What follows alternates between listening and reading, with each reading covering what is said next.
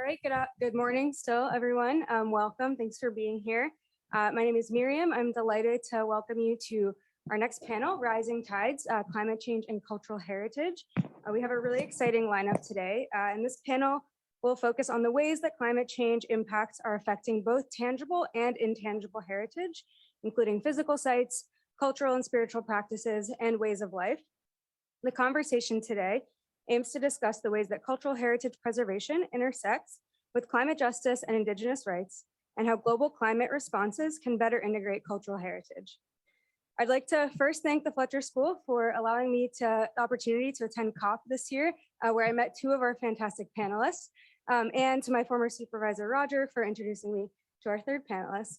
And without further ado, I'm honored to introduce our moderator today, Professor Carlos Alvarado Quesada, the 48th president of Costa Rica and current professor of practice at the Fletcher School. Take it away. Thank you, Miriam. And I want to thank you all. I'm actually really excited about this panel in the framework of this conference. We usually have the chance either to discuss climate change in many of its dimensions. And separately, we often discuss heritage, both tangible and intangible. But in today's world, there's an intersection about what's going on with climate change and what's going to occur with culture and heritage. But as I was discussing with one of our panelists, with Mr. Adam Markham, it is not necessarily yet unpacked what the consequences are of that intersection.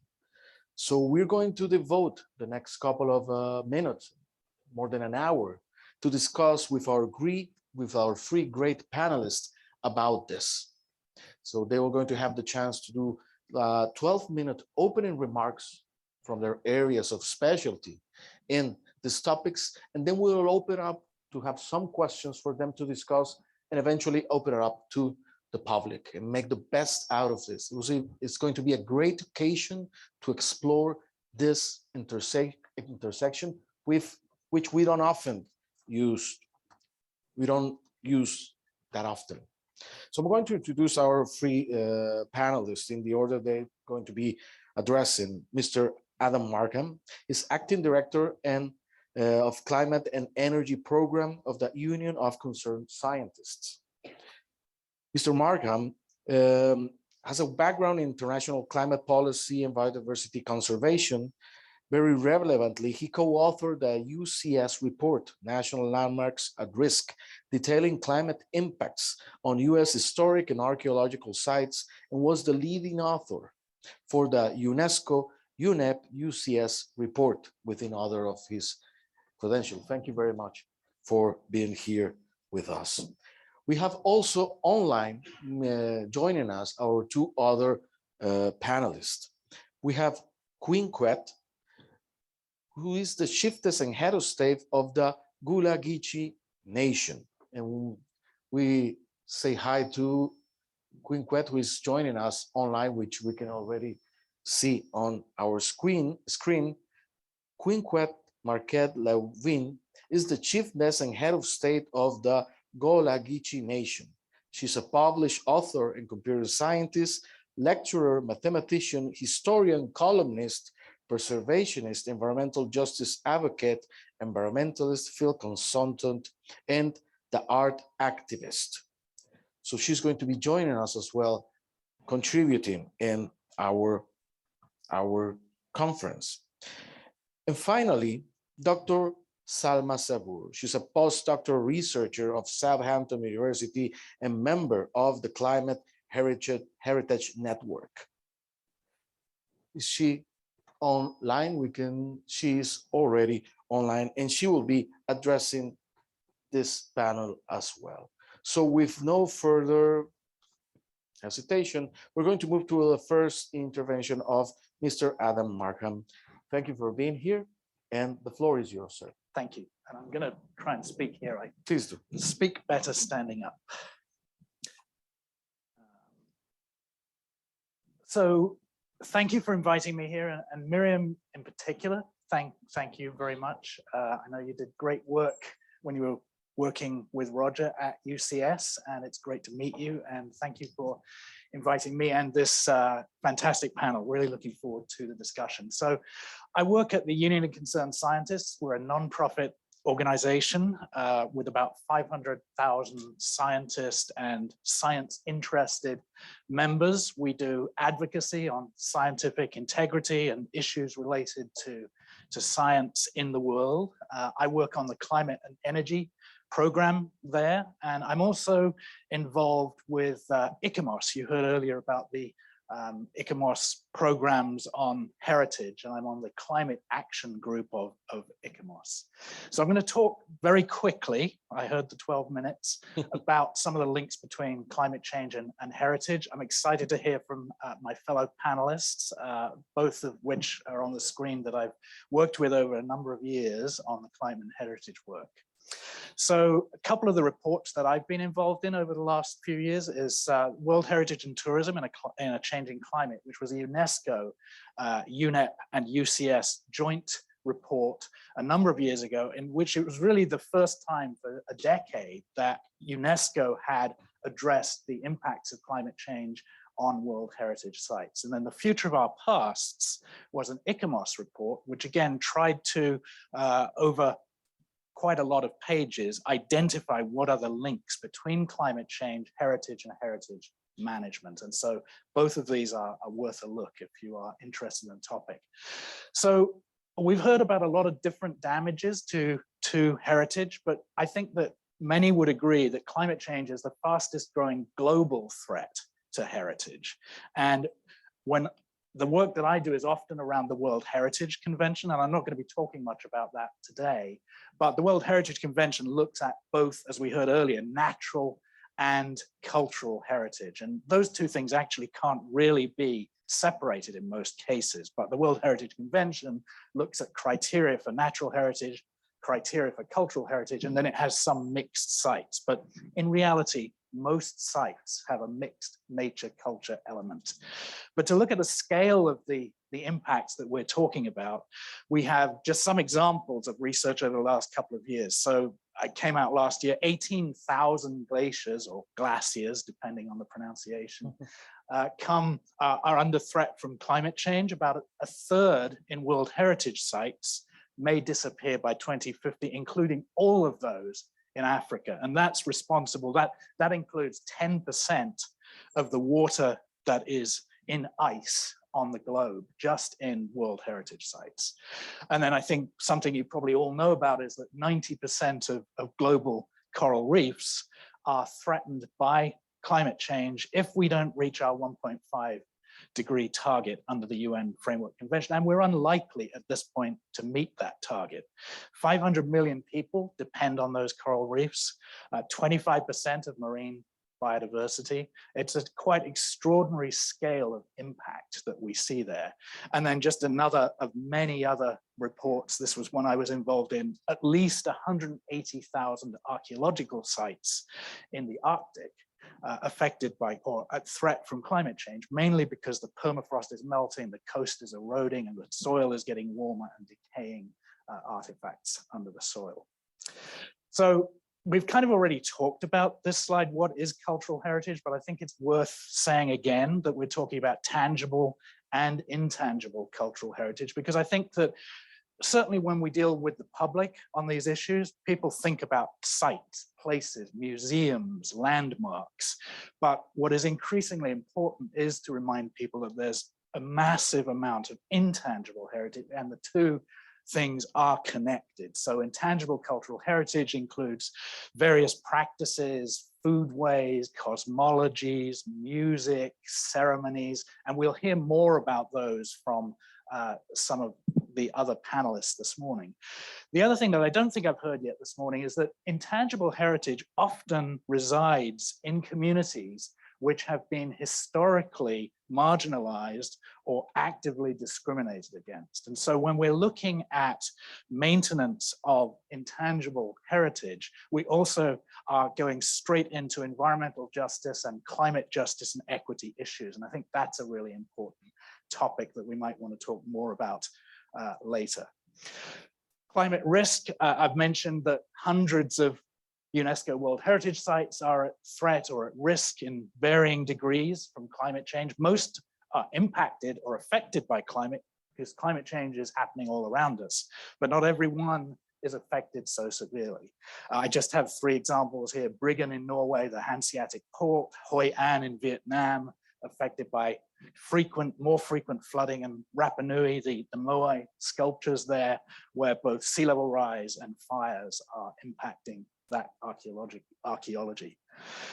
We've again heard today many different types of heritage. So just a very few examples to sort of give you a flavor of the different types of heritage that's under threat. So on the left, we have rock art in Bandelier National Monument here in the USA. So wildfires, wind abrasion, those kinds of things affect rock art around the world. In Australia, they're losing rock art to sea level rise. In Tasmania. Going across the top, sacred forests and groves, ecological changes in places that are important and sacred. And this one in Nara, Japan, I think since the 9th century has been a sacred forest. There are much older sacred forests. Traditional buildings and the building materials that they're made of them. Here we're looking at the World Heritage Site in Togo, but climate change may mean that local communities can't anymore find the same woods or plants they use in their buildings, and other climate change extreme weather damages such as this, earthen buildings. Somebody mentioned underwater heritage, changes in sea currents, water temperature, and things like shipworms, which are the animals, the mollusks, which burrow into wooden shipwrecks and destroy them. They are moving into changing waters as the waters warm and the salinity changes. And then we have indigenous ceremonies, and we'll hear, I think, more about that from Queen Quet. But many ceremonies, for example, are based on seasonal changes, like this one, the Yakima eel dance.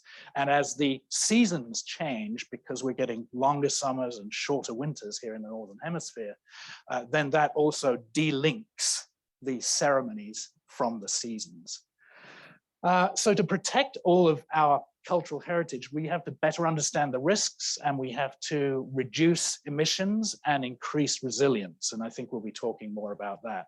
Climate change is an additive force. It's not happening in isolation. We have lots of other things that are affecting our heritage, and that includes diseases, growth of poverty, conflicts over water.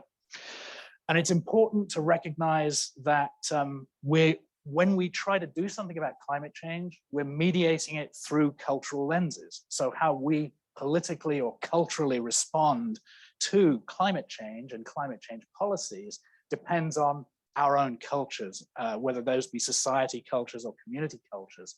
So it's actually difficult to find effective responses to climate change without understanding the cultures. Climate change has to become an important skill for heritage managers. And I think one of the things that UCS is really trying to do is help to bring climate science to the heritage community and connect climate scientists with heritage managers. So that's on the one side, but on the other side, climate people, whether they be policymakers or scientists, need to better understand heritage. And that's really where UCS is trying to come into this, to connect climate science and climate policy with the heritage community. Just one example of that. This is a report from the IPCC, UNESCO, and ICOMOS, which came out last year. It's a white paper based on an expert meeting to look at the links between climate science and heritage. And that actually, as a result of a discussion that Queen Quet was involved in back in 2014, when we had one of the first meetings on climate change and heritage. And we said, we need to get the IPCC to address this. And finally, last year, this report came out and did that. Just a few conclusions from the report, which I think are important for us to look at today. They again identified the bias in the way climate impacts that people are looking at are really thinking about buildings and places. And they said that we need to include intangible heritage and different ways of knowing. We need to integrate traditional and indigenous knowledge and indigenous science and research into the work that we do on climate change and cultural heritage. And that comes back to this issue we heard about this morning about we tend to be biased by Enlightenment Western science, and we need to take much more attention of indigenous research and traditional knowledge. And the same extension of that is that we need to provide platforms, just as we are today, or as Tufts is today, for indigenous and traditional knowledge. And it should not be mediated through people like me or scientists in panels saying, this is what's happening in indigenous communities. The platform should be for the people who are indigenous and who are in the communities and hold the traditional knowledge. And then the final point that came out of this IPCC report was the need to find ways to measure and value loss and damage to cultural heritage. And we'll probably talk in the discussion more about the loss and damage facility that came out of the COP27 that Miriam was at. But cultural heritage tends to be left out of those discussions because people don't know how to measure it, even in the non-economic side of loss and damage discussions. So I'm concluding here with just 4 strategies that I think are important to be discussing as we move forward. They're all number 1 here, and there is a 4th, but we'll get to that. So firstly, to provide resources and improve methodologies and develop expertise for climate vulnerability assessments for cultural heritage. And that's something we've been working a lot on over the last few years, trying to find rapid assessment methodologies that work for World Heritage sites, are replicable, transparent, and work across natural and cultural heritage sites. And Salma, I think, will talk a little bit about that. She's been involved in the Africa project that is doing similar work. I've already mentioned supporting and platforming and amplifying indigenous and traditional knowledge. And then I want to mention learning and applying lessons from climate adaptation in the past to climate resilient strategies today. And so there are many ways that you can think about this, but just to give one example, there are hundreds of extraordinary water management systems that have been developed by communities, traditional communities around the world over centuries to millennia. And I just have 3 here in Oman, in China, and here in New Mexico, the acequias, which originally came from North Africa and Spain. These are really successful in allowing people to be resilient in tough and adaptive and changing climate conditions. And so lessons that we can learn from existing communities and strategies is really important. And then finally, on strategies, assessing, documenting, and quantifying loss and damage, as I've mentioned, but to leverage this into international climate policy. And so there need to be more links between heritage and between the UNFCCC, and the Climate Heritage Network is one entity that's working on that. One thing that I do, since we're in a place where some people are interested in the law side of things, I did want to highlight a project which we have in UCS, which is the Science Hub for Climate Litigation. So there's an increasing number of lawsuits against governments and oil companies on climate change issues. Did I say law companies? I meant oil companies. And so one of the areas that we want to do, apart from bringing climate science support to those pieces of litigation, is also to increase the amount of climate and cultural heritage that is brought into those cases. And just one example, we were not involved in it, but in 2022, the UN Human Rights Committee had heard a case from the Torres Strait Islanders between New Guinea and Australia. And there they held for the islanders who had been able to demonstrate loss of cultural heritage. So that's places that were important to them for worship and for burial, and changes in traditional foodways. And so that's just an example about how some of these cultural issues can be brought into lawsuits. And that's it. And I hope I didn't go too far over. No, you didn't. Thank you.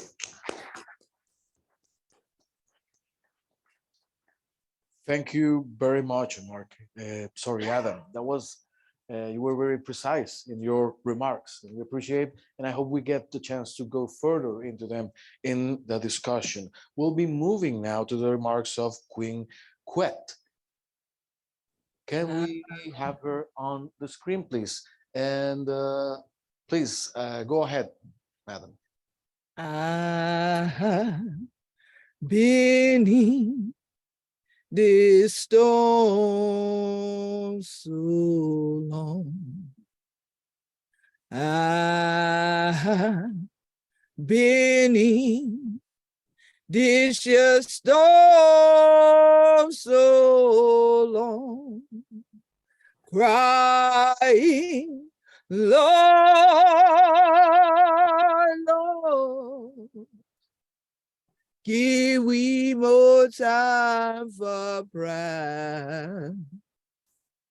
I've been in this your storm so long.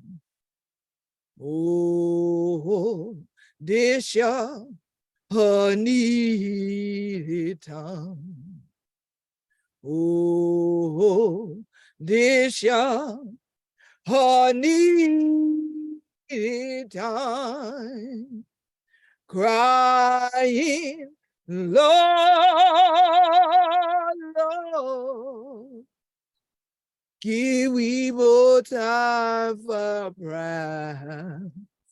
I've been in this your storm so long. Down here, reality, these are the sea islands. Yeah, plenty of people not yet but we tall. But this is the line where the Gullah Geechee be. The Igbo, Mandinka, Malinke, Yoruba, Gola, Gizi, Mendi, Temni, Fiki, Bibio, Biti, Fraki, Bulan, Choya, Anija Island. From where they heard about now called Jacksonville, North Carolina to Jacksonville, Florida. And rather was 35 miles inland to a river we call St. John. Hiya, Honagwa Yeti, people are cracking teeth so in the Gullah Geechee. And rather was this your thing. Yeah, Hona in the Yeti, dearly, like a back of yonder. Because so much of the rest of people are kind. And just like I done tied, or kind in, it can't flow over thing, and then take them out. And it come in again, flow over thing, take some out. That is the same way other rest of people culture and things like that. They come into we horse and come in and thief the thing, can. And some ain't dead anymore. So sometimes when 100 children are kind to the Gullah Geechee Nation now, what am I doing yet it is, tall. You might come to the Gullah Geechee Nation from Jacksonville, North Carolina to Jacksonville, Florida, off the coast of the United States, and only hear people speaking like this now. Because we have a lot of proverbial sayings in Gullah culture. One is, the water to bring we, the water going to take we back. Well, one thing about water, when it comes in, and especially when it's coming in with a hurricane, and we have surges, or now on a regular basis, we have sea level rise. That has taken out things. Like many people's cultures have come in over the bridges onto the sea islands once those got built in the 1900s. We had been here since the 1500s without those bridges.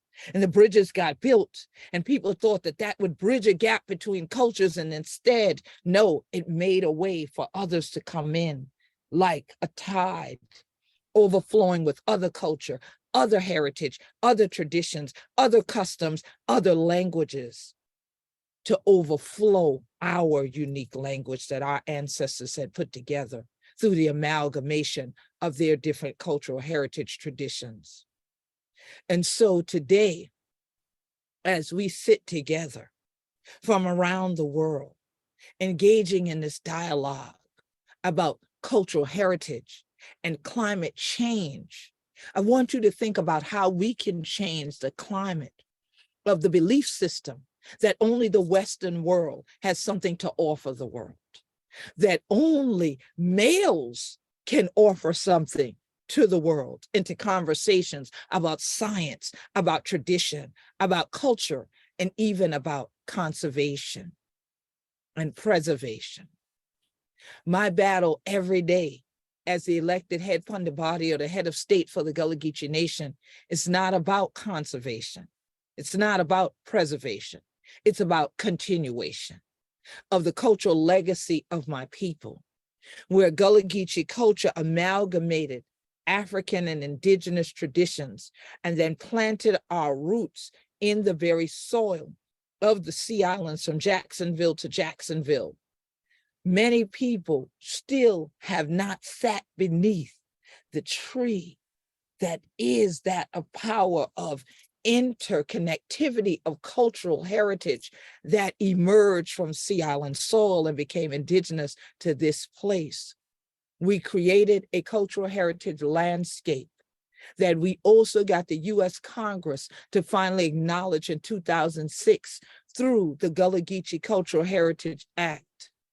So now we have a lot of preservationists and conservationists. And of course, we've always had linguists, because the first thing that makes us distinct from this large category in the United States called African American is the way we the correct we teach so anything like that.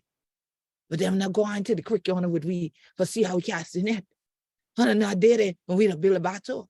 Honey did it when we saw the basket and thing like that. That's one of the did any market.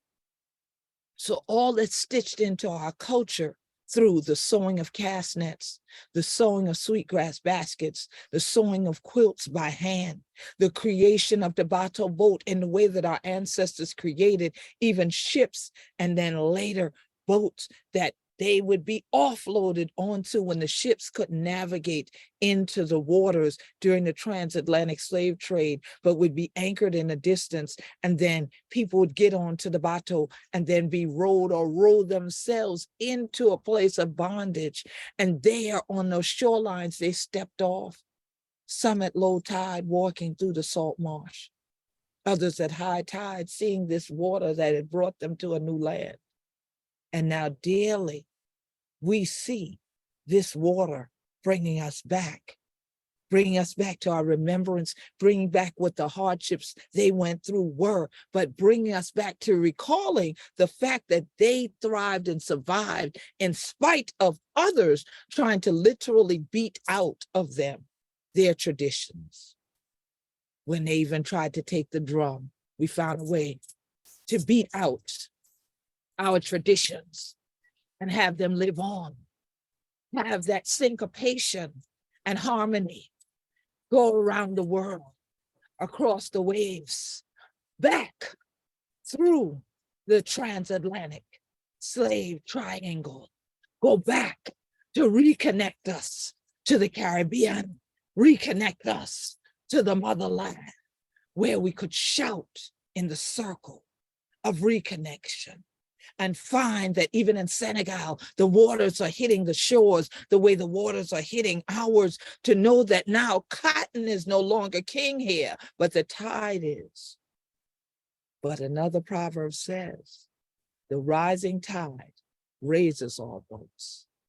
So it doesn't matter if it's a bateau or it's a yacht or it's a shrimp trawler, we all must rise together to deal with this issue of how do we protect and continue cultural heritage in spite of the negative impacts of climate change, in spite of the misrepresentation of indigenous cultures, many times in academic arenas, because they have come through the lens of someone who is not of that community.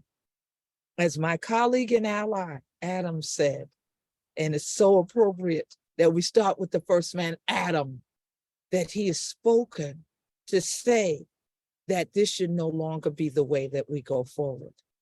And so it's an honor to take this time out during Black History Month to share my part of the Black History living legacy, that we be Gullah Geechee anointed people.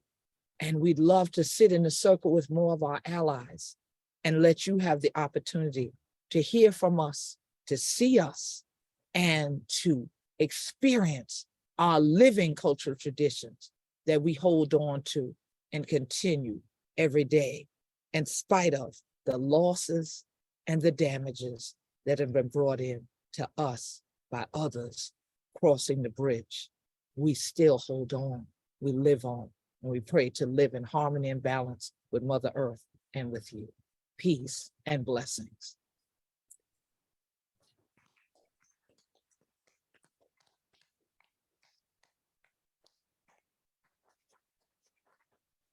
We thank Queen Quet for her remarks, and we'll be hearing more from her in the part of questions and the dialogue that we will be having shortly. Now it's the turn of Dr. Sabur on her research and on her work in this topic linked to climate change and heritage. Please, Doctor, the floor is yours. Thank you very much. I'm just going to share my screen.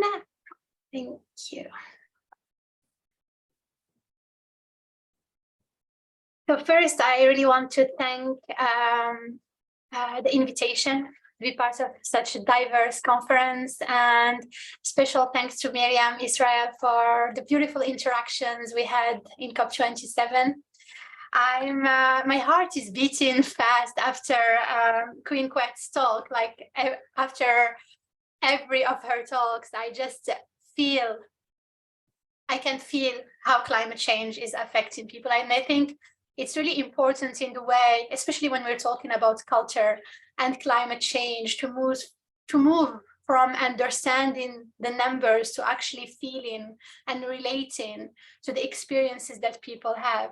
And I'm really excited as well to be part of this panel, to meet directly Adam with whom I've been interacting a lot in these last months. So in my presentation, I'm gonna bring a different perspective. So completing on Adam's high-level approach on what's happening in the climate change and heritage sector, and Queen Quet poetry and beautiful sharing that talks directly to the heart. I'm gonna bring you to the African continent, to a community I've worked with during my PhD, but also to people I've been experiencing with in co-creating knowledge and understanding climate change and its impacts from different perspectives.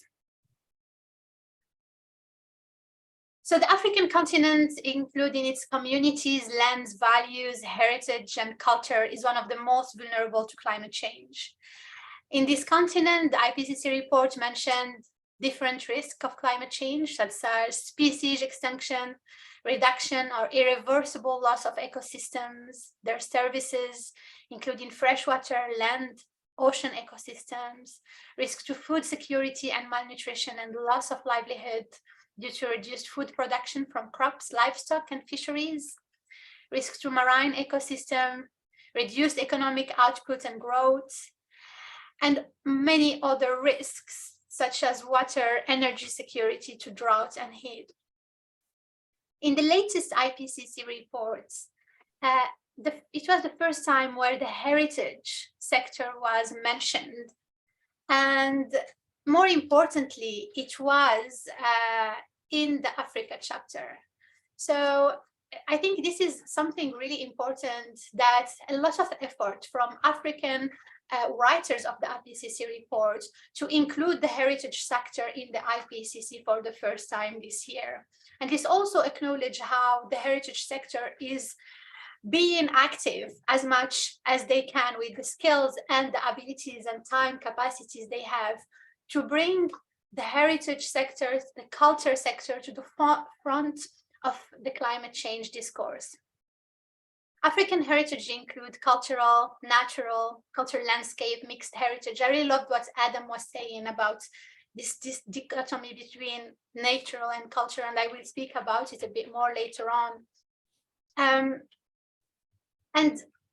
These impacts are of immediate concern of those of us who work on the conservation of heritage values and assets, but also for the communities whose livelihood depend on these natural resources, or also cultural practices. Different assessments have been made in the last years in relation to heritage in Africa, in relation to decolonizing climate heritage research and changing the way we talk about climate change impacts on heritage. Managers and communities of these heritage sites are in the front line of dealing with complex social ecological systems and have to deal with increased complexity of management and resilience of livelihoods in the climate change context. And heritage sites in Africa are already affected by climate change in ways we don't know much about, because there's not enough studies, there is not enough assessments, but also possibility to talk about them in the climate change discourse, increasing the vulnerability of the social ecological system that maintain physical, cultural, and natural assets, communities, and values. There has been lately a project in which I was involved, Climate Vulnerability Assessment Africa, which worked in 2 World Heritage Sites in Africa in order to develop holistic approaches, including communities and managers, to evaluate what's a heritage vulnerability to climate change, not accounting only of the outstanding universal values as defined by the UNESCO, but also of the local values of these sites. The reports of this project are available, and we try to make it also accessible in different languages, because this is also something really difficult in the heritage sector, is that there is not much availability of the information in different languages. So it's harder for communities or managers to access to information about climate change impacts and hazards. And I would like to invite you to travel with me to Mauritania. It's a place that I've been working in. I'm actually from Morocco, and I've been a lot in Mauritania. It's a desert country with vast expanses of pastoral land, one of the lowest population densities in the world, which is about 4 inhabitants per square kilometer. It's often called the land of a million poets, because it's in raw essence one of the last original countries offering unique contrast between implacable landscape and unexpected moments of beauty. The tourism is really low in Mauritania. So, for example, in one of the sites I'll be talking about, there's maybe 100 tourists in a year. But even with that, its communities are affected, and its communities need to be acknowledged in how they are dealing with climate change. The country also contains some of the world's richest fishing grounds. So Mauritania has been identified as a vulnerability hotspot associated with climate change in Africa. And expected sea level rise in the Mauritanian coast range between 0.8 and 1.2 meters in 2100. But it's important to remember that sea level rise is not the worst thing that can happen in the coast. It's actually sea level rise compounded with storminess, with spring tides, with changes in coastal geomorphology and dynamics that are dangerous. So in some Mauritanian coastline, this means that sea level can range between 2.8 to 3.2 meters, and not just sea level rise alone. So it's really important to put sea level rise into perspective of what's happening within the coastline. In this Muslim country, there is a natural World Heritage Site called the Ban d'Arguin National Park, which was established in 1976. And it was listed by Ramsar and inscribed in the World Heritage List as the only one West African natural World Heritage Sites. Within this site, there is more than 1,000 Imregans communities, which means the one that gather life in Amazigh language. They live in 9 small villages along the site's coastline, which correspond to the third of the country's coastline. So you can just have this perspective of how big this heritage site is. In the villages, the communities live in wooden huts, in tents, with cemented verandas. They're also considered as the nomads of the sea, because they used to be living in the land and moved, escaping slavery to the coastline. They are the only communities that are allowed to live within this World Heritage Sites and set aside climate change. This community's relationship to the fishery resources has already experienced social changes, including deterioration of or even loss of certain technical knowledge, indigenous knowledge, modes of transmission, but also of certain practices which were at the heart of the culture singularity of this group. So just the changes in the world itself are affecting indigenous values. And when climate change appears in this picture, it actually increases the possibility and risk of loss of livelihoods and knowledge. You can see in these pictures some satellite images of the site. So you can see here all the villages. And I'm just gonna like go down within two villages, Iwik and the Gabon. And these two villages are, you can see here, the line in red is the shoreline in 1985. So you can see the amount of erosion that's already has been happening in those villages.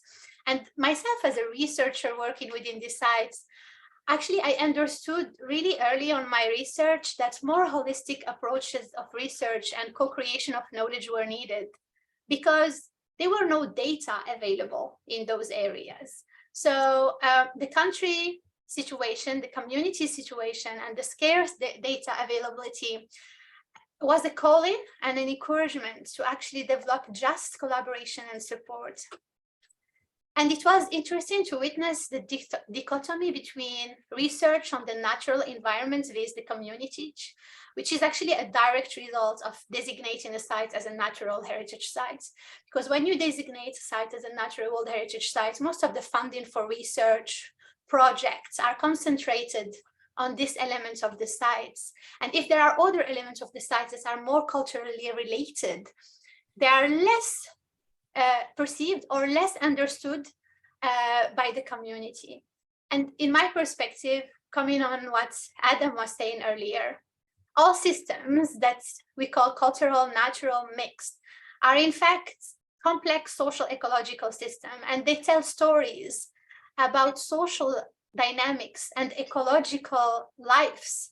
And today, in the climate change context, separation between these two values is actually a barrier to having a holistic understanding of risk to loss and damage from climate change and other anthropogenic or natural threats. In my work with American and the managers, I understood the satellite images actually don't give me any information about what's happening. And that the communities themselves and the managers were the only source of knowledge about short-term coastal changes like stormliness, tidal change, and about the effects of climate change on coastal communities. In fact, in those areas, people are in many forgotten areas around the globe. They are the only source of knowledge and understanding of climate change effects on these systems. And actually their knowledge is so strong and diverse that it is really sad that we are missing on it and that we are not exploring it further. You can see some pictures here of what the villagers were recording in what's happening in the villages, in breaches happening during high tide, in cars being stuck in the mud where the villages would be completely surrounded by water during high tide. And even if small villages with 100 people living there, they've experienced similar things to what we could experience in cities and more dense places. During COVID-19 pandemic, and we will talk about that later on, I was not able to travel, and this allowed during this research to create kind of focus group discussions and safe spaces for managers and communities to discuss about these issues in a different perspective than what they were used to. And what was really interesting to witness is that communities had a clear understanding of natural and anthropogenic factors of erosion and flooding, and link their exacerbation to sea level rise to climate change. They had an understanding of the effects of climate change on rainfalls, tides, winds, sea currents, and sea level rise. It was interesting to see that Female participants emphasized anthropogenic drivers. Male participants emphasized changes related to the natural environment. There's so many dynamics and diversity in the knowledge that these communities had. It was really impressive to witness that. Here it was just how the communities drew their villages in the future, where red meant erosive areas and the blue areas meant the flooding, and how actually they knew which areas of their villages would be completely eroded, which parts of the villages can still allow to have some houses in them. So, sorry. And the communities were already responding actively. So they were not waiting for someone to come and do something for them, because they were dealing actively, reactively, and creatively with the issue. From responding, protecting, but also thinking about retreats and changing locations. To respond to these erosive and flooding events. What they requested and what their real needs was actually strategic financial support from, for example, UNESCO, Mauritanian national authorities, park officials, for sustainable relocation of their villages. But in relation to what needs to be done, they already had a clear perspective of how they envision themselves in 50 years, in 100 years. I would like to end my talk by calling for an increased attention to all African heritage sites, for which there is not enough studies today. And also for their communities, who are so diverse and creative in the way they respond to changes, but also to enhance African heritage practitioners' voices, because they are representing interactions between local and indigenous communities they work with and interact with daily, and the assets for which they are holding a lively history supporting education and culture. These sites, these placeholders, and these managers can bring insights into a re-evaluation and a decolonization of principles and best practices developed elsewhere, giving, in my perspective, a crucial perspective and view on supposedly universal discourses of global heritage adaptation to climate change. Thank you.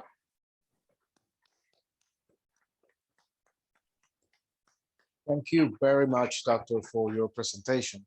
So now we'll be moving to a moderated discussion on some of the topics we've addressed so far. So I wanted to ask the three panelists first on the discussion of loss and damage. And how do you perceive or foresee in the near future that discussion should unpack in terms of heritage, both tangible and intangible, and the discussion of loss and damage? How do you see that needs to happen in order to move forward with this work? I'll start with the same order that we begin the presentations. Adam, please. Thank you. I don't think I have a perfect answer to that. I mean, with the UNFCCC, the Climate Convention, has just, after more than a decade of lobbying, particularly by global South countries, has just accepted the loss and damage facility and created it. The next year, up until COP28, will be about what does that mean? How will it be implemented? Will more funds come in? How will the funds be allocated? I mean, so many questions for that new facility. I think the amount of funding that's currently promised is completely inadequate to address loss and damage. So it's difficult to see how even a few hundreds of millions of dollars can in any way compensate or change the impacts that are happening in particularly in the global South. So I think what it does though is it creates a new mechanism. It creates a place where we can talk about these things and start to improve them. I think that people who'd never heard of loss and damage, the sort of the technical phrase, a year ago, maybe are now hearing about it. So perhaps in the public and policymaker minds, it's becoming something we can talk about. And I think coming to cultural heritage, one of the questions is, I said we need to value intangible cultural heritage in the loss and damage debate. But at the same time, I think there are questions as to whether you should try to value intangible cultural heritage, because once you put a value on it, maybe you've undervalued. So there are real questions of sort of social economics around that as well. So, but I didn't really answer your question because I'm not sure I have the answer to the question. So I'm going to punt that to the next speakers. No, but I think it's because it's such a complicated, and I believe it has to be a process. Those questions are the ones that are on the table. And I do agree, it's very hard to grasp that. And particularly your point to, can you put a monetary value to many of the particularly intangibles? I think those are good questions in this process. We'll turn to Queen Quet. What is your view on the discussion of loss and damage that's been going on since last COP? It's interesting because in my world, we didn't have any such discussion going on at all. I only heard this terminology, loss and damage, when I arrived in Kemet, which we now call Egypt. And it's interesting to me because of even the dynamic we're dealing with right now. There's a distance between us. So there's a distance in terms of how we're dialoguing, who's dialoguing about what. And when we talk about the word value, what value is placed there. I'm a mathematician. So if you're going to say there's a loss, that's a minus sign for me. So even at this moment, I was typing saying, as Adam was talking, I was typing in the chat, please remove the slide from the screen so we can only see us as the individuals talking. So because in my culture, we want to center the circle because the real value is in the people. It's not in a dollar value, because when we start to go back to saying, well, there's a dollar value to everything, it harkens back to what I mentioned in my presentation or intervention, the chattel enslavement, that everything's a commodity, even human beings. So now even the earth is a commodity. So now we cannot communicate without having sponsors or whoever's logos up on the screen with us just talking, that puts that distance. So that shows the cultural values, the cultural norms are different. So who is defining the word loss and how are you looking at that? How damage, who's defining what is damaging and how are you valuing that? Because what I consider damaging to my culture is when my spirit is not centered, when I don't feel comfortable in that space, when something is now not there that might have been there in my childhood, that's not here in my adulthood. But now we cannot sit there, even as a mathematician, and calculate out a dollar value for you, meaning it is priceless. If you ask what's the value of the crown jewels or other items that are put in museums, many times people will say, well, they're priceless because they are so unique. We can never find this again.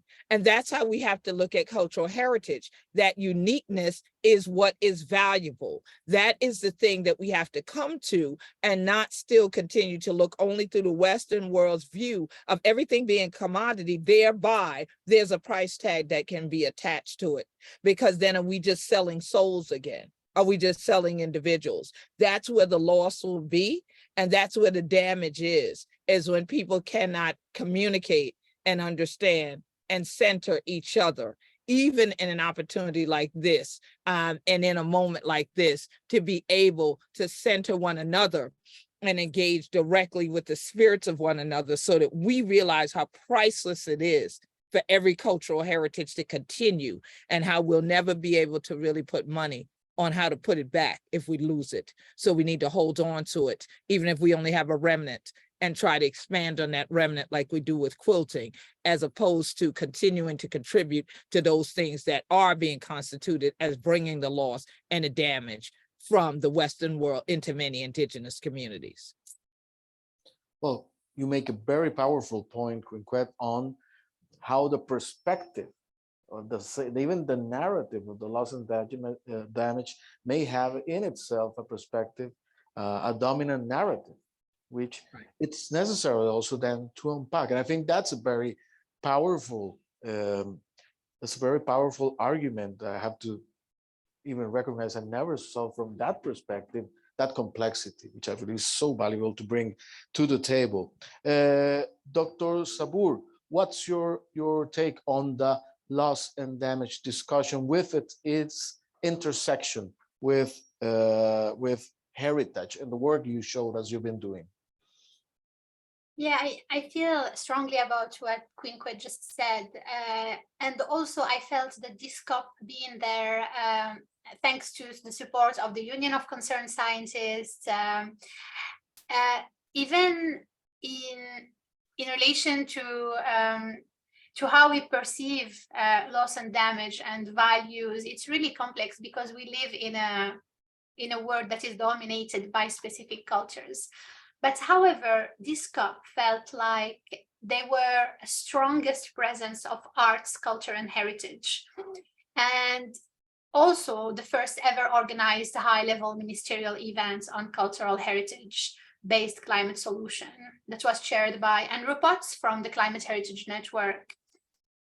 And I think also for the first time in the history of COPs, the parties of the UN Climate Convention acknowledge the critical linkage between cultural heritage and climate change in their final decision.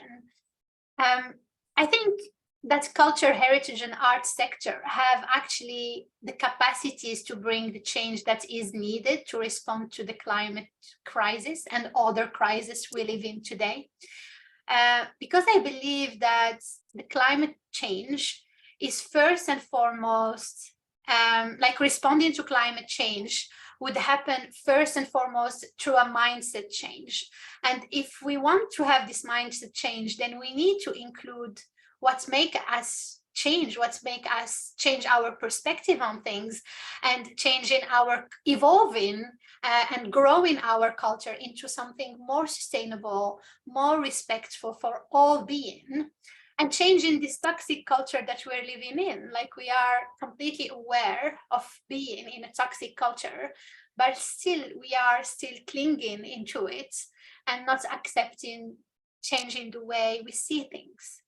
And I feel that without arts, culture, and heritage, this kind of change would never happen. And I feel that because of the increased voices of indigenous communities, of vulnerable communities around the world, and of them being more present in social media, in the climate change discourse, there might be possibility of people changing their mindsets and evolving into something that we have within us, within our hearts, but that we lost contact with. Thank you, Dr. Let me take from there, let's take from that last part of your intervention and to ask our panelists. And this time I'll be changing the order to just to modify on that. And let me ask you, the three of you, because I think that will be valuable for our audience. What do you believe? What would you suggest needs to change in order to challenge this more unidimensional vision on approaching the topics both of climate change and heritage? I think the three of you have mentioned that there's this lack of use or approach or respect to the more indigenous knowledge. What needs to change, therefore, to have a better, improved working agenda in the topics related to heritage and in climate change? I'll start asking Queen Quet on that. What needs to change in this regard? I think the initial thing that needs to change is the boards and the planning groups, committees, the various titles that we give to collectives that plan out our meetings. The meetings get planned that we plan in. So who's at the table? Who are the planners? So if we don't start to change the dynamics of who the central groups are that are putting together these types of dialogues, the high level meetings that are in the various board meetings and serving on commissions and things of this nature globally, we will not have the voices there to center the value systems that we need going forward. And we could start off better or go forward in a better way if we did have those voices engaged at the start and not at the end.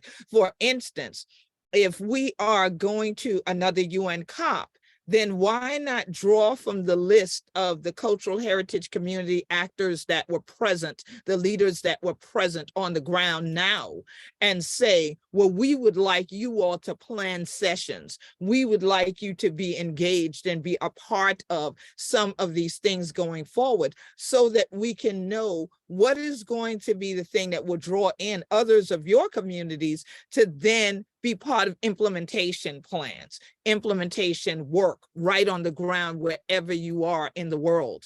I think it's crucial that we start to re-examine the list of people that get invited to sit at those planning tables and to formulate what everybody else just comes into later. Because essentially, when you get there, the stage has already been set. We need to be part of the architectural design of the stage as well as those on the stage. And so I think that that's where we are so that we can change the climate of climate change. We need all the voices in there, and we're not yet hearing them as loudly as they need to be heard. Dr. Sabur, your approach on this. Yeah, I would just add something to what Queen just said. I think asking people about what they value and knowing what people value before saying this is at risk from climate change, this might be affected by climate change from this high level perspective, even of scientists. I think it's really important to understand that we value things differently, and something that might be lost somewhere and feel like a big loss from an outside perspective might not be the same for local people.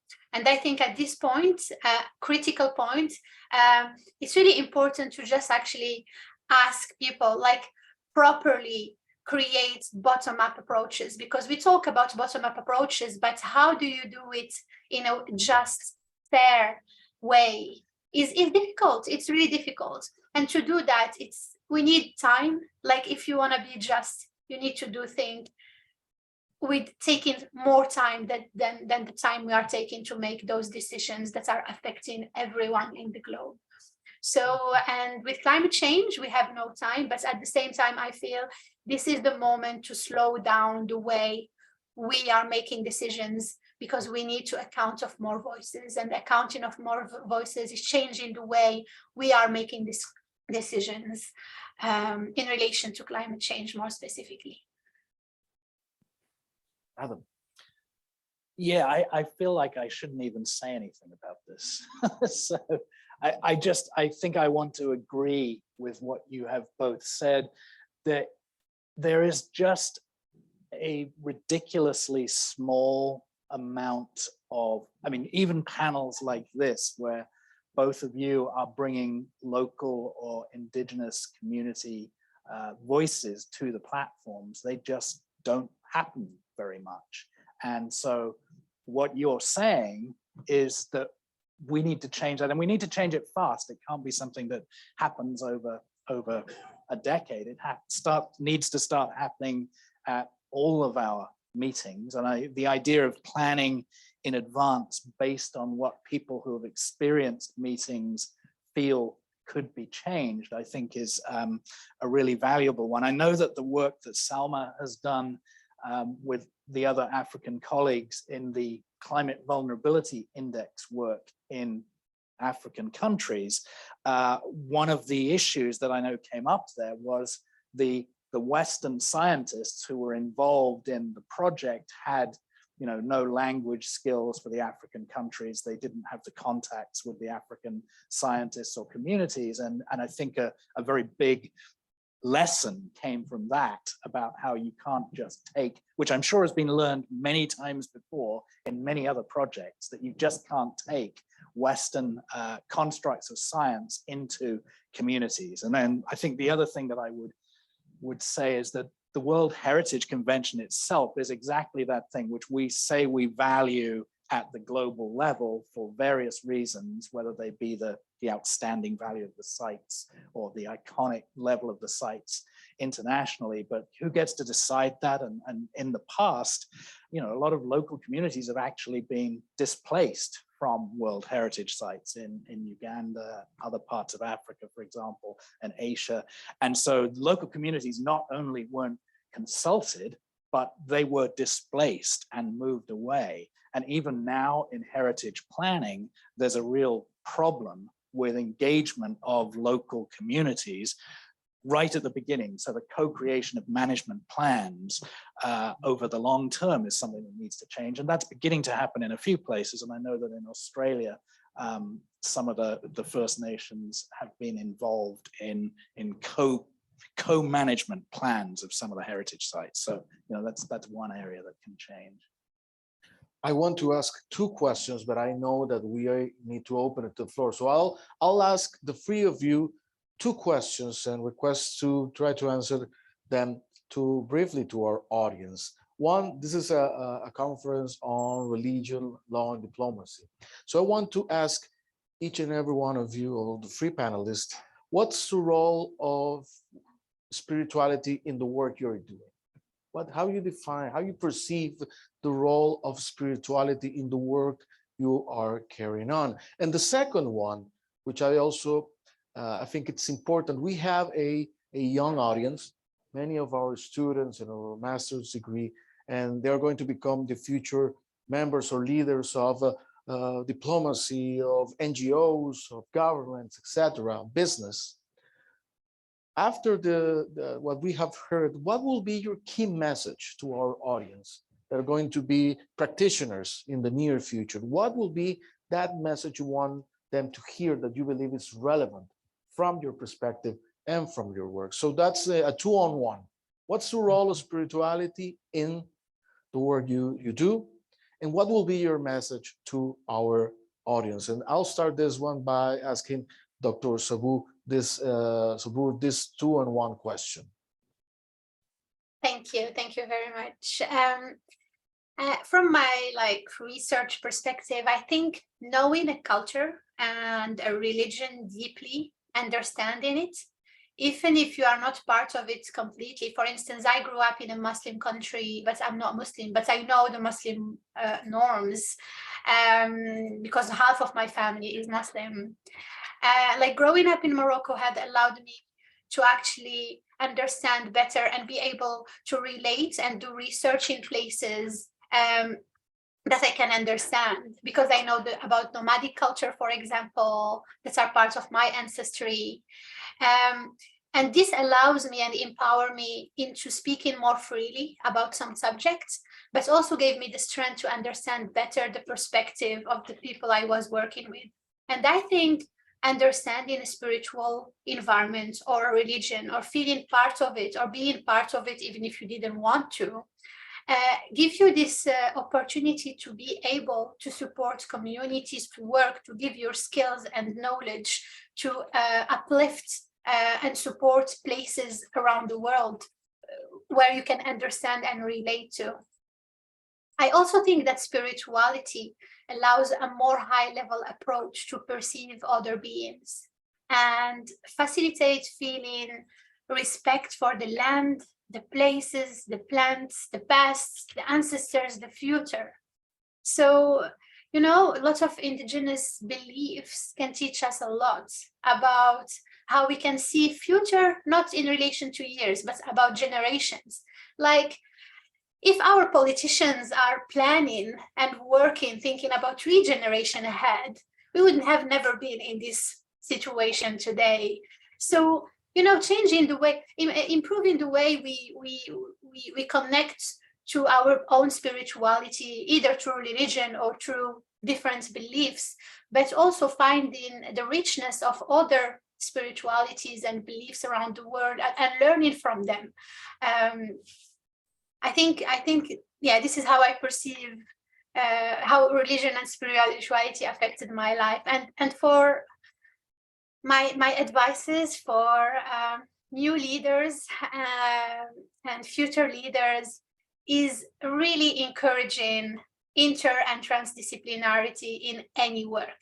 If you're working somewhere, include artists, scientists, communities, people who have different perspective on one subject to look at solutions and to understand problems, because we have been over specializing everything and we've lost connection with the high level understanding of what's really happening, what are the real dynamics in places. So I think every future project in any subject should really include different perspective and also integrate different knowledge systems. So, you know, talk to your grandmother about issues you're having in relation to your work and see what she thinks about it, like including scientific, local, indigenous knowledge, not just in decisions that we're taking on a national, regional, global level, but also on personal ways of defining how we live our life. So this would be my two advices: transdisciplinarity and integrating different sources of knowledge in decision making. It's very valuable. I believe our audience agrees. So I'm not a very religious person, but I studied zoology. I've always been somebody who gets their spirituality from nature. And so I started my work in conservation many years ago. I worked for World Wildlife Fund, and organizations, always been in the nonprofit world. But I think that where I've been drawn into the cultural heritage world is through the connection between people and nature, and humans and animals and their relationships, and learning more and more about how important that is in indigenous and traditional communities, and coming at that from the biological side, where I know the plants and animals, or mainly the animals. So that's the spirituality side of things, and that's helped bring me into the cultural heritage world. For young people, younger people, I'm about to reach the end of my career probably, but I think, you know, go where your passion is, work on something that you're passionate about. My whole career, I've worked on something that I'm passionate about, which is related to conservation. I think try to break down and change the institutions that you work in. I mean, I think we just heard Queen Quet talk about the different ways in which meetings should be planned for the UN, for example. You know, that's a 1960s thought, the march through the institutions, but I think it's more relevant today than it probably has ever been. When you go into your institutions, don't just take the given knowledge, but try to change things within them. And then the third thing I would say is get out there and talk to people in local communities and understand what they are, what they know, what they're feeling, what they value. Don't get all of your learning from books and from lectures. Get out there and talk to people. Thank you, Adam. Queen Quet. Yeah, so in regard to this first part, spirituality and how it is a part of my work. In my community, we're very spiritual people. And keep in mind, religion and spirituality are two different things. Religion may be a vehicle to spirituality, but spirituality has to do with the connection and the embodiment of all living entities, all living beings, and what spirit energy, what do we put into that? What life breath do we breathe into that? So it ties to the second question about what I would say to young people is, if we're talking about law and we're talking about what we can make a religion, you can make almost anything into a religion. So therefore, I would say, make your religion what I have made kind of a law of my life, to leave the world a better place when I depart from it or enter into the ancestral realm. I pray that everything I've done is to leave the world in a better state than it was when I entered into it.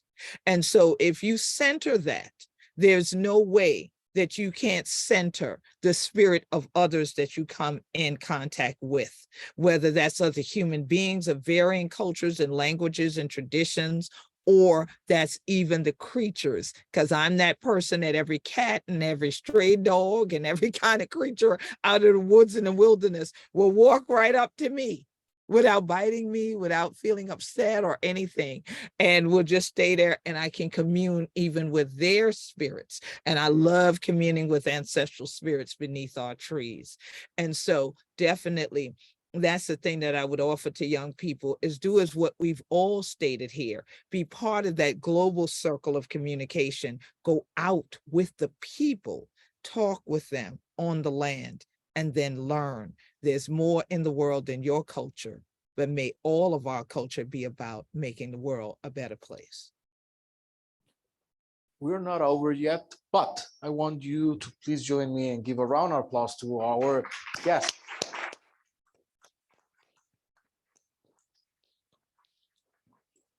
Not only because I think we'll learn in this, but also we receive their inspiration. It's become our inspiration as well to what needs to be done and accomplished in the years to come. I'll open up now for questions. So I believe that somebody's going to step up with a mic in either us over here, yes.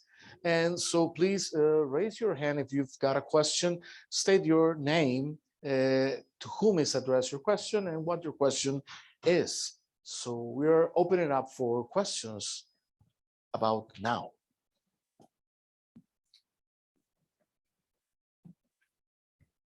Hello, thank you all so much for being here. Again, it was such an incredibly insightful experience, like listening to all of your perspectives and experiences. This question is, my name is Sarah, by the way, and this question is directed mostly to Queen Quet. I agree with you that a loss and damage fund really can't compensate for the loss of priceless heritage or artifacts. But I was wondering if you have any other suggestions on what can be done to compensate for them, or to try and avert the same fate for the loss of other artifacts or pieces of heritage. Yeah, so let's start at the last part and then go to the first part. So to try to prevent further loss to our environment globally, we need to stop all this extraction. So we talk a lot about fossil fuels, and I'm definitely against the use of seismic guns. I'm against, offshore drilling. I'm against all of that. But we also don't think about mining, the sand mining, the gem mining, all of the stripping of Mother Earth. We need to prevent that. We need to put moratoriums. We need to put stoppages, whatever language we need on those things, while we take the best practices from indigenous communities and the scientific community, which I'm a person of science, I'm a computer scientist and mathematician. We need to bring those things in and give time for those things to work. We saw that when Mother Earth sent everybody to their room and Mama said, go sit down because of a pandemic, that all of a sudden the Earth started healing. And I thought we were going to use that as an example of what we could do going forward. And then as soon as people started getting out again, it's like they had amnesia. So we need to be reminded that the Earth started healing when we weren't doing a lot of extraction, and we weren't doing all this traveling and all the gas, cars and planes and such. So we need to kind of back from that. Now, going forward with the fund, if there's a loss and damage fund, it should not be managed by the very same entities that caused the loss and the damage. It should not be managed by a lot of the massive governmental structures and corporate structures that worked in collaboration to bring about the harm that we see in our environments and our communities. What should happen is we've heard a lot about different vulnerability reports. They have them in the United States. They have them in Africa that Dr. Salma has worked on. There are a number of these reports that means you also now have the data pool to know what communities have already been negatively impacted. Most indigenous communities have our own leadership structure. Those are the folks who should be in charge of how those funds are managed, how those funds get appropriated, because again, we know what needs to be or can be restored or replaced in our communities. Say, for instance, on the Sea Islands, we have a South Atlantic Salt Marsh Initiative. That would be one of the first things that funds should go into as a stopgap to flooding and things of that nature. But then also we need to give money to the family compounds that have now had their agriculture negatively impacted because of saltwater inundation. We need to have that fund go into increasing green infrastructure knowledge amongst indigenous communities and do this in an intergenerational fashion so the elders can teach young people certain things and young people can teach the elders a lot about technology and technological advances and how we can fuse them together. I tend to do both because I'm a traditionalist and a computer scientist. So I tend to do both and I stand between a couple of generations, pulling them all together. So that's something that I would say if there is a loss and damage fund, it needs to be funded immediately, not like in 10 years or anything like that. It needs to be done now, because somehow they fund all the extractive projects immediately, fund the fund, and then have those of us who are indigenous leaders be in charge of those funds, or in collaboration with others who have our best interests at heart, have this fund operate and not just have the same entities have the money in hand, because otherwise it's just going to go back to their corporate interests in ways that they can commodify and then capitalize on the suffering of the rest of us in the world. We can take, I believe, 2 more questions. So we can take it both together and please state your name. And is there a question over there? Yes, you can. Hello. Okay, thank you. So this one comes from Chloe Veltman on Zoom. What advice would the panel give to journalists looking to develop deep and meaningful coverage of the impact of climate change on heritage sites in the US and globally? Thank you. Okay, shall we volunteers in the members of the panel to that question?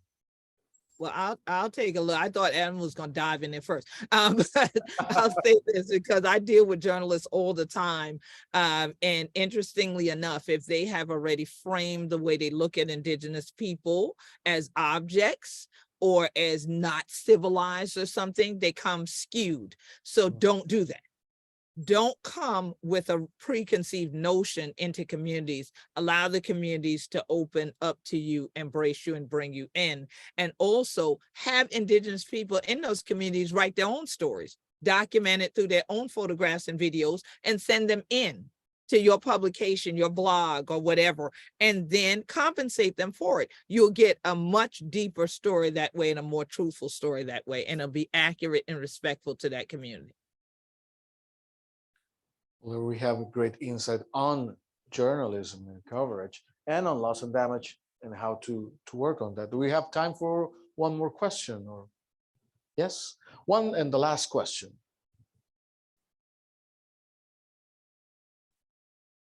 Is there a question online? Another one? Over here, please. Final question.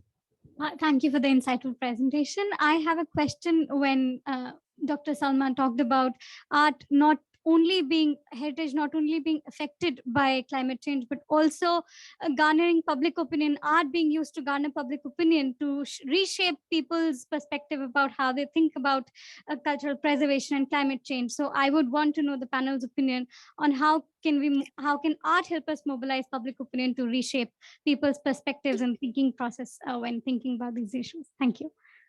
Thank you. Any for our panelists? Online. Yeah, I can go quickly just with some examples. There are a few artists working, for example, with heritage managers or working with climate scientists, but there are really few, really few around the world, and most of them are in Western countries. So I think, and I feel that when I see an art piece about a subject or a story or a documentary, I remember if it's well done, if it's truthful, I remember the story. I remember it affects my life. It affects the way I make decisions. And I think as humans, as people, this is what really changed us. It's not it's not numbers. It's not telling me this happens and this happens, this number, 30% of this place has been affected. This doesn't change how I'm reacting and changing the way I'm doing things. And I think it's the same for people making decisions for other people. I think there should be more art in ministerial decision. There should be more discussion links to our feelings, our emotions, than just in our brains. And I think this movement from brain decisions to actually holistic decisions need to account for other ways of looking at things than just numbers. And I think today we will make decisions taking into account how this art piece affected us and how my discussion with this community changed my mindsets and my reading of the IPCC report, and mixing all these elements together to make a decision would create effectively a decision that accounts and respects people more than the ones we are taking today.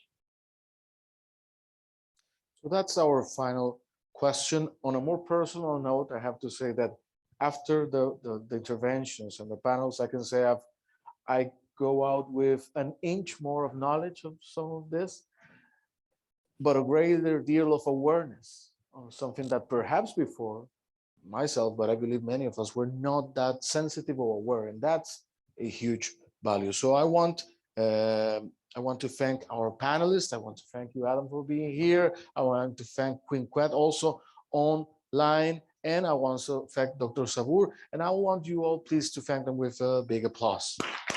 Thank you. Thank you, everyone. Cool.